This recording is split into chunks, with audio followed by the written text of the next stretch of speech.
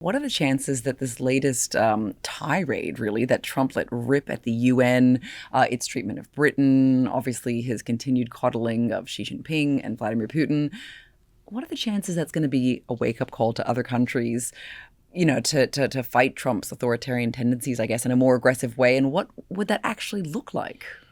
I think that, like those US companies, like those, the governments are pretty much the same.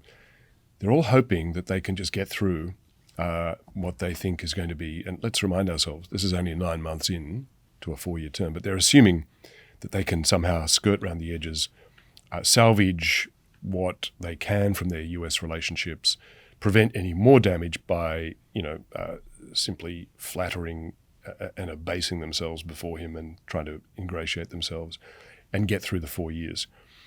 What Gavin Newsom said was, this isn't going to be a temporary blip like that. He said, I'm absolutely convinced that Trump has no intention of facing another election. He's not going to step down. And he said, if there is another election, it will be a Putin-like election. He is deeply convinced, he says, and concerned that this is an authoritarian leader consolidating power, and anybody who's appeasing him is helping him. How are we to make sense of the last 2 weeks? Because it isn't just that Russia has stepped up its global aggression by invading the airspace of various European countries with drones, fighter jets, and a surveillance plane.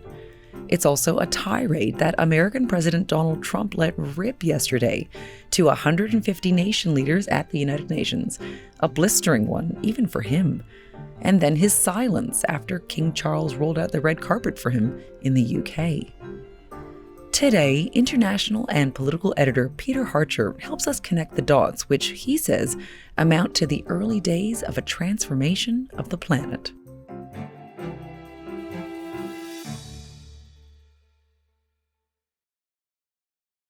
So, Peter, we have to start off with Donald Trump's latest aggressive stance, because I get the sense that this isn't just one of those flooding the zone moments, and this really might be something that is going to impact people across the globe. And this, of course, is his tirade against Europe during his address at the United Nations in New York City. This is only about 9 hours before we're recording this on Wednesday morning. So tell us about what he said. Let me give you a few of the high points or low points, depending on your perspective, and then make sense of it briefly, if I may. Please. So he attacked the UN itself. All I got from the United Nations was an escalator that on the way up stopped right in the middle. If the First Lady wasn't in great shape, she would have fallen, but she's in great shape. He assaulted NATO, the primary multilateral alliance that the US created. And these are all US creations, of course. The UN itself, NATO, of course, the US alliance with Europe to keep Russia at bay. But inexcusably, even NATO countries have not cut off much Russian energy and Russian energy products, which, as you know, I found out about 2 weeks ago, and I wasn't happy. Think of it. They're funding the war against themselves. Who the hell ever heard of that one? And he assaulted the policies of most UN member countries over both climate change and immigration. Not only is the UN not solving the problems it should, too often, it's actually creating new problems for us to solve. The best example is the number one political issue of our time, the crisis of uncontrolled migration. It's uncontrolled. Your countries are being ruined. The United Nations is funding... That includes, of course, his assault continuing on the solemn treaties of the UN, for example, the Paris Treaty on Climate Change. It's the greatest con job ever perpetrated on the world, in my opinion. Climate change, no matter what happens, you're involved in that.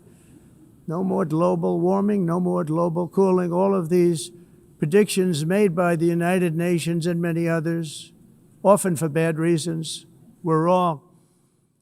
They were made by... He also went the next step, and it wasn't just the content and the policies that he was demolishing. It was the sheer contempt for all the other leaders in the room. There were something like 150 national leaders sitting in that room. He repeatedly called them stupid. for signing up to the ruination of their countries. He said, "You're destroying your countries with mass migration." He called them stupid for not being able to see through, quote, "the climate change hoax," unquote. The disdain that he has for his allies, even more so than his enemies, it just, if you wanted a showcase moment where he could insult all of them at once to their faces, this was that. It was a landmark moment. And the meaning of it, if I could just give a brief overview of how I think what it adds up to. Please. It's a historic overturning by the leading power in the world of the scientific revolution that began with Copernicus in 1543. He is overturning all the precepts and many of the discoveries and conclusions of the scientific revolution over centuries. So it's climate, overturning or challenging or failing to believe any of the science on the planet. And this is the same week in which his government has told people that they shouldn't get vaccinated. I mean, this is a direct challenge to the scientific method, the scientific conclusions, and a science-based approach to governing countries and the planet. It's a death knell for multilateralism, a death knell for the concept that countries can work together to achieve better outcomes for all, starting with the UN, going through to NATO, and then policy-based treaties like the Paris Agreement. He's just shredding multilateralism. And further, of course, it's an assault on the dignity and the sovereignty of all the countries whose leaders he's just insulting. And because he does it in such a showman-like manner, they all come and listen. Yeah. 150 leaders sitting in the room, sitting through the whole speech while he just insults them again and again. Well, I want to ask they just sit there and listen. And I want to ask you, Peter, because of course you've been covering politics for decades now, so you are not shocked easily, and I don't imagine you were shocked by this. But when you saw him do this, were you taken aback? Even though we know what Trump's approach has been certainly for years now to Europe and to the rules-based order. But yeah, what was your response when you saw this? I was not shocked, but I was struck by the way that he brought together in one speech all of his most reactionary and, I suppose, both reactionary and revolutionary instincts, policies, and his disdain for the rest of the world. If you had to distill it into a single performance, it would be that. Yeah. Okay, and we've got to actually discuss the recent backdrop to this, which is something that I know that you've also been thinking about, which is on the other side of the geopolitical coin. And this, of course, is increased aggression by Russian President Vladimir Putin. So I guess tell us about this, in particular, the countries that Russia has recently penetrated with airspace incursions. So the NATO countries, the EU, and then the UN Security Council have all discussed in the last week or so these repeated intrusions of Russian drones, MiG fighters, Russian fighter jets, and separately a Russian surveillance plane into the airspace of NATO members, European countries. There was Poland, Romania, Estonia. And then since then, we've seen these shutdowns of airports in both Denmark and Norway because of unexplained drones flying into their airspace. They've had to shut their major airports, Oslo and Copenhagen. Now, nobody's yet attributed it to Russia, no government, but obviously they are all saying it could well be Russia, and that's the primary suspect. So on the one hand, this is Putin ramping up his mischievous and sabotage, if you like, on the Europeans. But at the same time denying that he's done anything of the sort until the UN Security Council meeting on Monday. An emergency meeting, I believe they held on emergency Monday. Meeting, yeah. An emergency, but came to no conclusions Yes, I was going to ask you. what to do about it, of course. But Moscow simply said, no, this is all a fiction. It's baseless. We haven't done any of that stuff. The Europeans, the Brits, have all said, well, we're going to shoot down any of your assets that fly into our airspace. But that's what they've already been doing, or at least with the drones, not with the MiGs, because that would have been a step up, an escalation. At the same time, Marco Rubio, publicly, the US Secretary of State, said, okay, well, we don't expect any Europeans to shoot down Russian assets. We expect them to intercept them, which is traditional practice in NATO. And that's what we, NATO, because it includes the US, will continue to do. But almost instantly was overruled by his boss, President Trump, who was asked by a reporter, do you think that NATO countries should shoot down Russian forces in their airspace? And Trump said, yeah, they should shoot them down. Any questions? Mr. President, do you think that NATO countries should shoot down Russian aircraft if they enter their airspace? Yes, I do.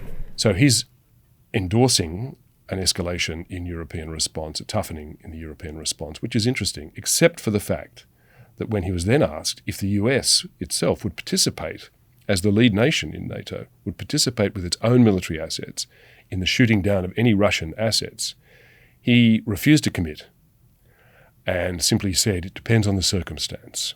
Would you back up NATO allies? You said that you thought that they should shoot down the Russian aircraft. Would you back them up? Would the United States help them out in some way? Depends on the circumstance, but we're very strong toward NATO. So he's saying, oh yeah, okay, you guys can do that, but I'm not going to lift a finger to offend the actual interests of Russia and Vladimir Putin, which was a telling moment which again cast into deep doubt US commitment under Trump to NATO and the mutual defence in Article 5 of automatic mutual protection.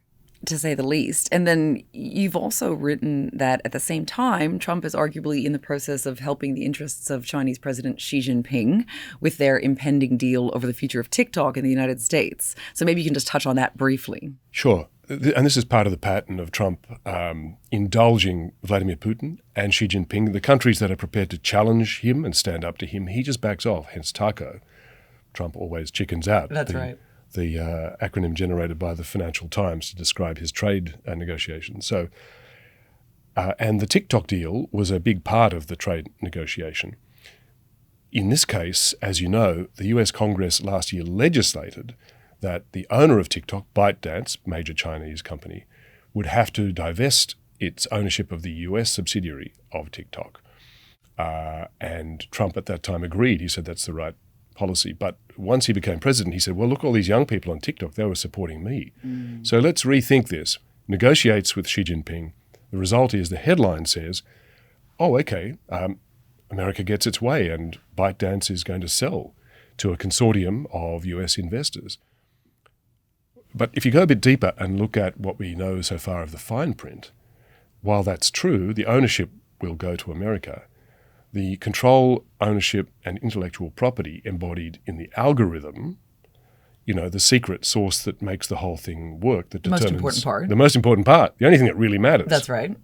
Where the control lies. Except for the profits, which will now go to American companies, but the control of the algorithm resides still with its current owner, ByteDance, and therefore subject to control by the Chinese government, which all companies in China are under their national security law. So it again, as a US advisor on the deal said anonymously to the Financial Times, this is the ultimate TACO deal. Yes. After all this, China gets to keep the algorithm.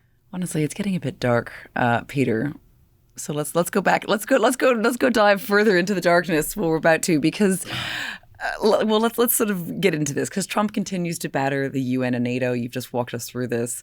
So how are the rest of the world's leaders responding to Trump's increasing aggression and authoritarian tendencies? You referred just a bit earlier to that emergency meeting of NATO members at the UN Security Council on Monday, that they had a bit of a tepid response to Putin's increasing aggression. But, you recently wrote, Let's talk about this. You wrote about how Britain rolled out the red carpet for Donald Trump during his recent visit. So tell us, I guess, just how much pomp and circumstance the Brits lavished on him, what they were hoping to get out of the visit, and what they got instead. Okay, so they threw everything at this 2-day effort to be completely obsequious. They really curtsied to Donald Trump. while keeping the crowds at bay. So Trump saw no public parades or public crowds whatsoever, and any of the protests against him. What he saw was the parading of the Horse Guard artillery. He sat next to Kate Middleton at dinner. He had an audience with the King in Windsor Palace in a scene that makes Downton Abbey look, modest, downscale, and a bit daggy. Yeah. It was just so over-the-top opulent. He looked flattered, and that was, I think, the whole point the Brits were trying to achieve. And, of course, they said lovely things about him and how wonderful and brilliant he was, and that this was a unique honour to give him his second state visit to Britain, because that's an honour not given to any previous US president. So they really went out of Which is astonishing. Yeah, it is. It is.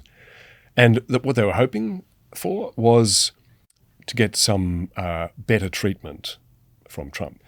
Now, they claim that they did get an announcement that there would be £150 billion worth of US corporate investment coming into Britain, and by association, it was because of this visit and this wonderful relationship. In fact, almost all of the $150 billion was pre-committed, was already underway, investment by US companies. So it was an attempt really to claim credit for something already underway. Other than that, they got nothing. They couldn't change Trump's view where they attempted to, where Keir Starmer, the Prime Minister, tried to change his view on the Ukraine war. They couldn't change his view on Gaza. They didn't manage to get a reduction in tariffs.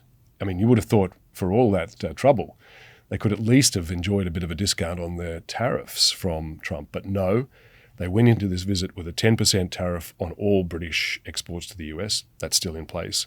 They went into this visit with a 25% tariff on British steel, and that is helping to cripple their already troubled steel industry, and that's still in place. No concessions. The British press said the biggest outcome, the greatest triumph, was that he didn't insult Keir Starmer or the British public in the process. So low, I think you wrote, are our expectations of Trump now. Yes. So you really have to ask, is this wise to so abase yourself and your nation in pursuit of concessions that don't come? Or is it simply endorsing the emergence of an authoritarian leader? That's pretty damning, and it makes me want to ask you about something that Californian Governor Gavin Newsom told you the other week, because he said he was, quote, pretty embarrassed, unquote, by how complicit many countries were in aiding and abetting Trump and Trumpism. So do you have any sense that other Western leaders are feeling the same?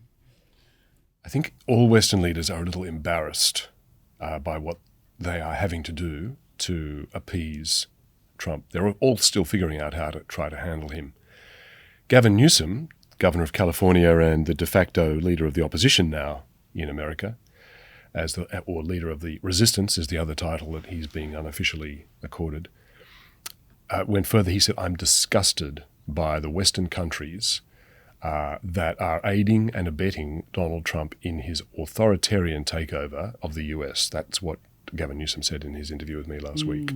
And he even likened them. He said they're doing exactly what so many corporations are doing and so many billionaires. I mean, that's particularly damning, right? You're talking about the leaders of sovereign nations who are behaving like corporations that are just in it for the money. Yeah, that's right.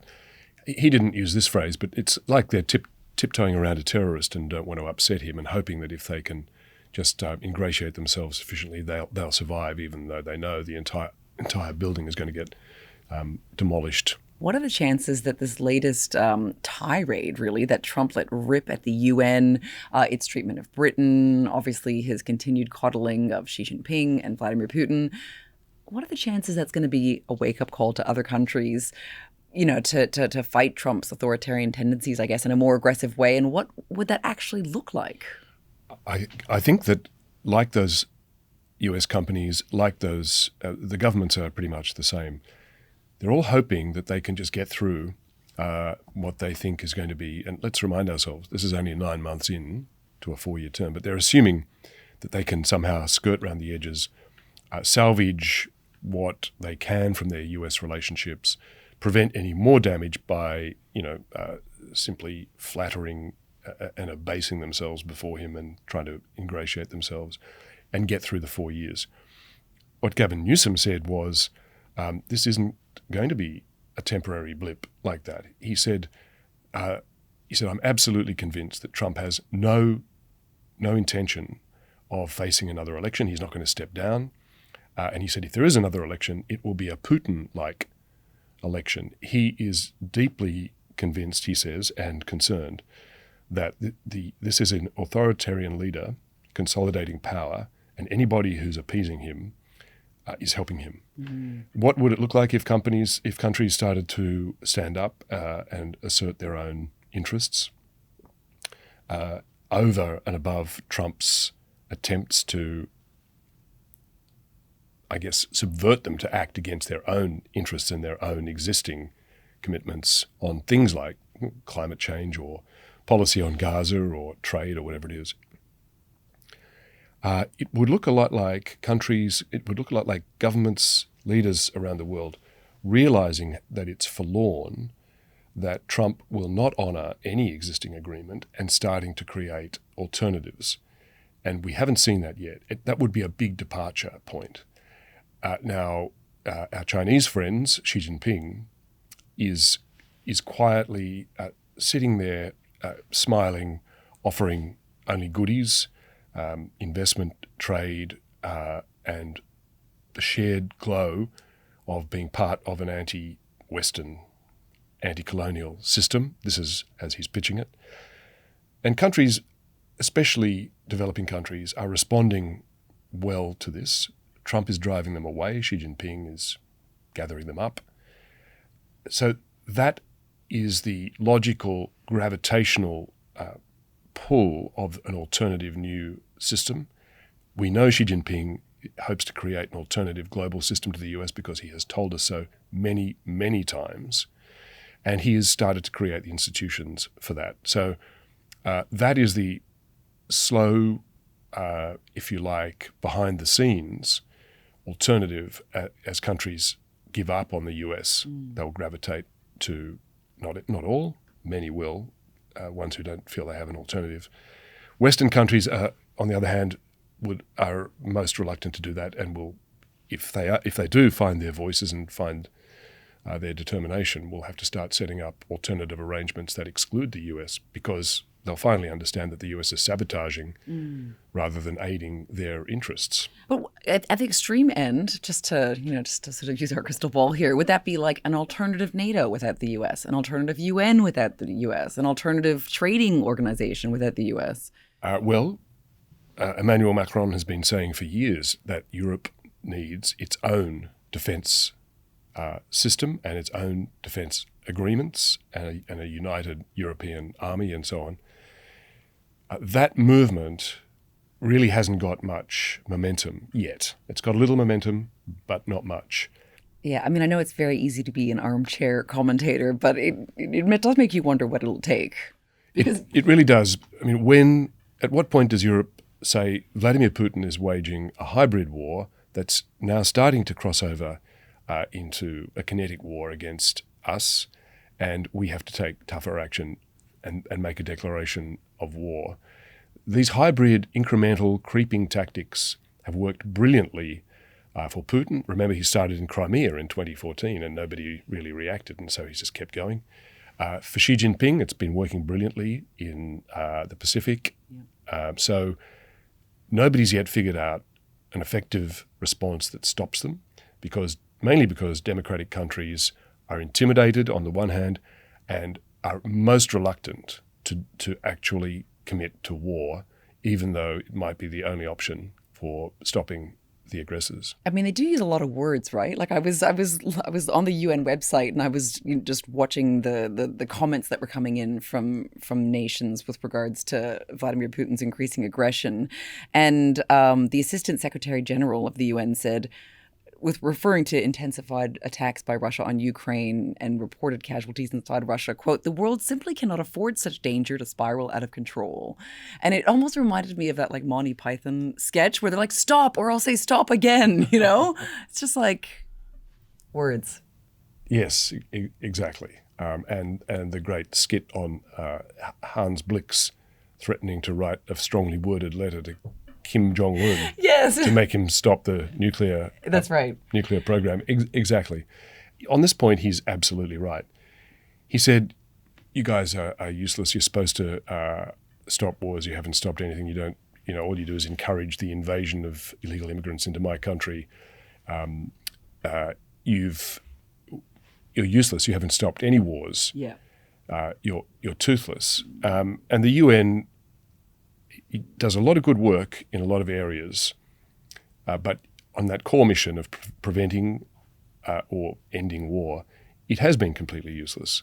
And of course, one of the reasons that the UN has proved to be such a limp lettuce leaf is that the US itself has often wielded its veto to stop resolutions. I think we are in the early days of a transformation of the planet, and as fascinating as it is, and depressing sometimes, this is the nature of the world. The world is never going to be in a perfect condition, and all we can do is try to make sense of it as it happens. Well, thank you so much, Peter, as always, for your time. Always a pleasure, Samantha.